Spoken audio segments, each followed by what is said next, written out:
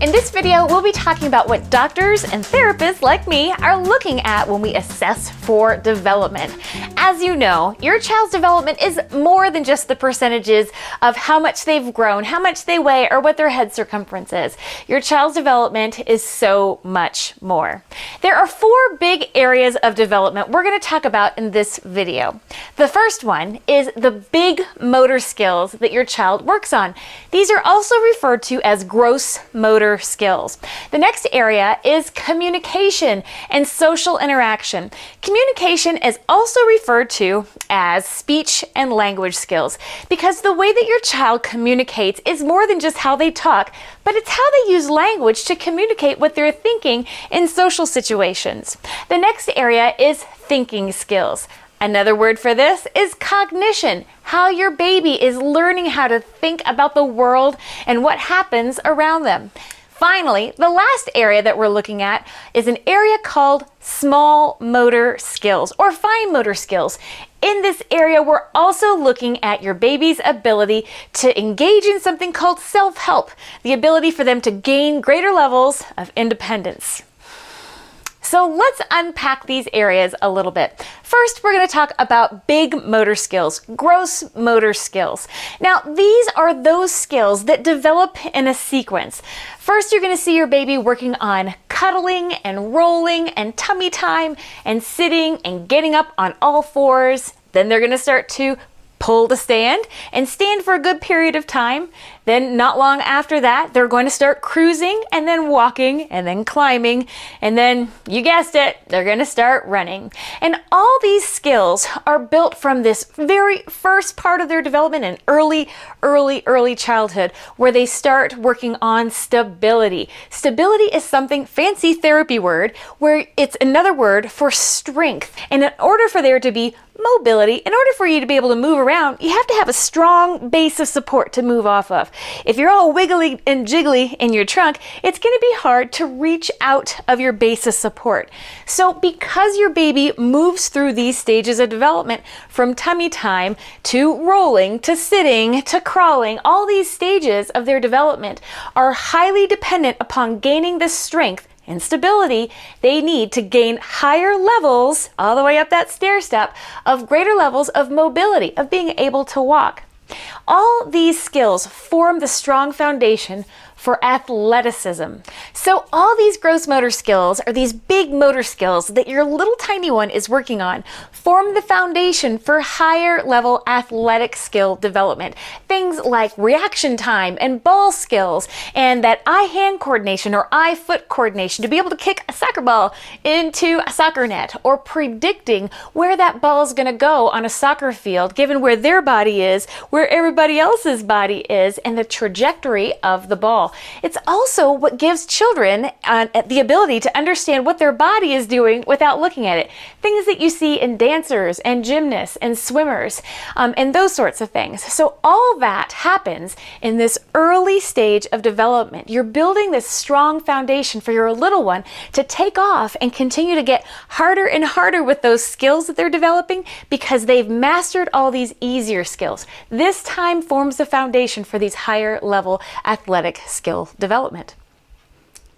The next area we'll talk about is communication, the way that your baby uses language and speech to be able to express themselves and gain greater levels of social interaction with the world around them and the people that are within their world. And the way this starts when your baby is a teensy weensy little tiny peanut is it starts with cooing, and it starts with those first smiles and that back and forth engagement where they coo and you say something and they coo.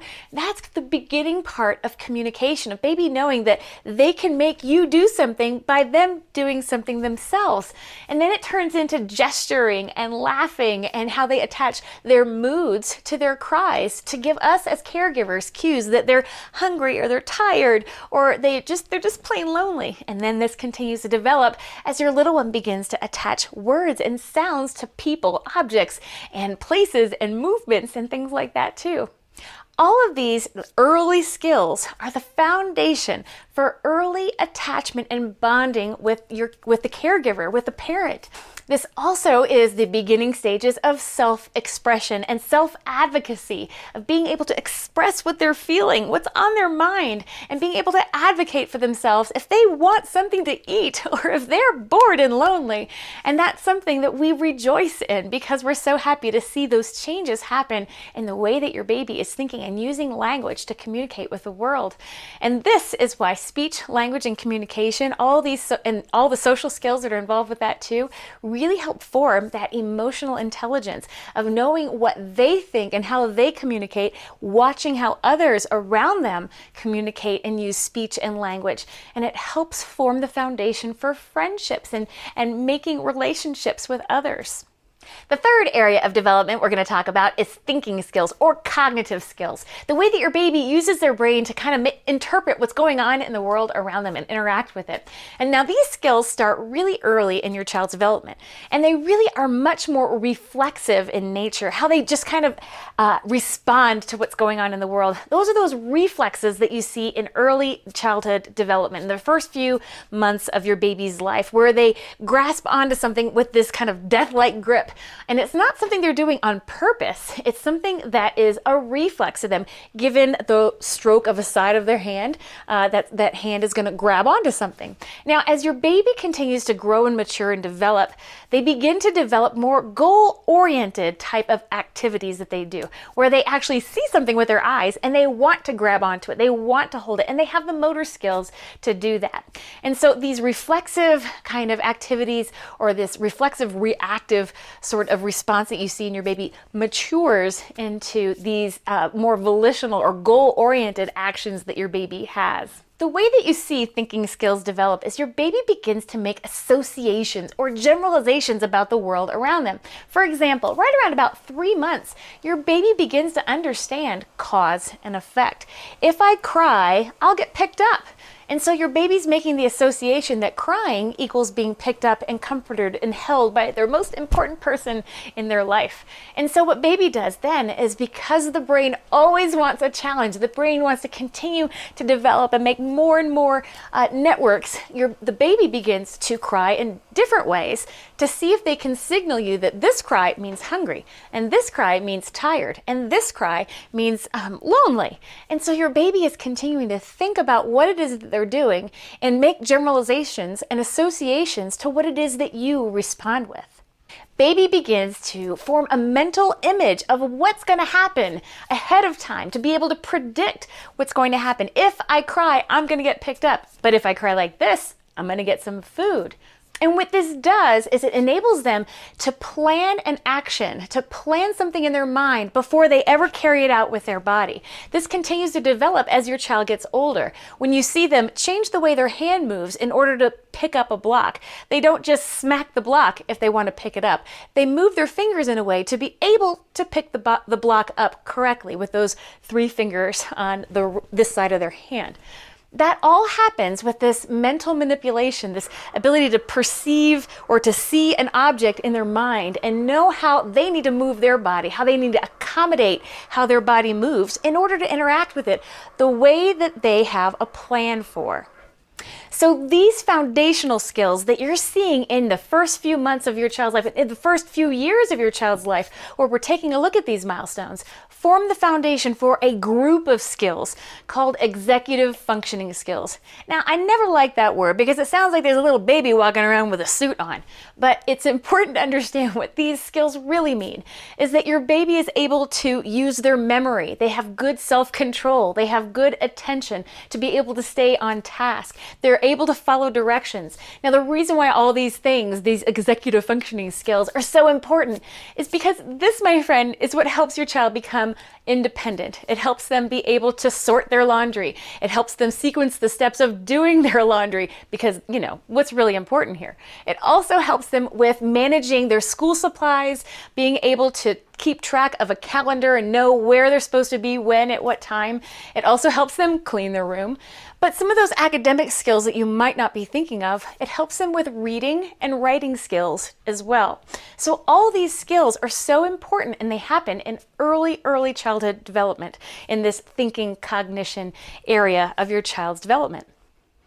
The last area of development we're taking a look at is small motor skills and self-help, sometimes referred to as fine motor skills and self-help. And these two are kind of squished together because they really kind of go hand in hand.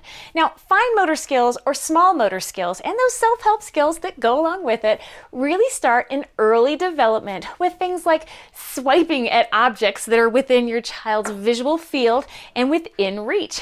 And these continue to develop with sucking coordination, your baby's ability to use all the small muscles inside their mouth to be able to coordinate that sucking and the swallowing and the breathing synchrony that we take for granted as adults who totally have this figured out. And then this moves into grasping and bringing toys to the mouth and pointing and poking, and then tool use and drinking and stacking toys and that eye-hand coordination that goes along with it. All of these skills form this strong foundation for your child to begin to gain greater levels of independence. These fine motor and self-help skills that develop in early childhood enable your child to have greater levels of independence for things like brushing their teeth, getting themselves dressed, tying their shoes, cooking and typing, and being able to use a key in a locker, unlock their locker in middle school. All these things form that strong foundation that help with those later skills that involve things like physics and math, knowing how their body and what they can do with their body using tools and objects as an extension of their own self is helpful in your child gaining greater levels of independence, of more abstract thinking and abstract reasoning. And it all starts with swiping. When a doctor or a therapist is assessing for development, those are the 4 big areas we're always paying attention to. And here are 3 things that we know. We know that every child is unique. And so the progression that your child moves through is more important than strict timetables or schedules. I always like those doctors that say, schedules are for trains, babies are unique. I like that because it does say that your child is unique, and what we're looking for is the progression of skills. We also know that development is a continuum, that your child might start walking at 9 months, but they might start walking at 18 months. And both of those are within normal limits when it comes to development. And we also know that there are asynchronies in child development, that while your child is working on that walking skill, their speech and language might kind of hit the back burner for a little bit, but then they might catch back up with their speech and their walking also. So it's important to know that those 3 things are things that we always have in mind as those folks who are assessing child development. What makes the difference for a child's lifelong learning and helps your child stay on track is early detection of developmental delays and early intervention that gives you skills and tools to help your child along the way to meet those developmental milestones and to stay on track. It's important for you to know what to look for and how to help and who to turn to if you have questions. And spoiler alert, it's not a Facebook moms group. In this video, I shared with you the 4 big areas that doctors and therapists assess when we're taking a look at development. Those 4 big areas were big motor skills or gross motor skills, also communication and social skills. Sometimes you'll hear that referred to as speech and language skills as well as social skills. And then we talked about thinking skills, and you might hear that referred to as cognition. And then finally, we talked about small motor skills and self-help. And those small motor skills you might hear referred to as fine motor skills. What we learned about development in these 4 big areas was that each child is unique and they develop in their own unique way, and that development is on a continuum and that each child is moving through a progression at their own pace. In our next video, we'll be talking about what your role is as a caregiver or a parent in helping your little one build that strong foundation for lifelong learning.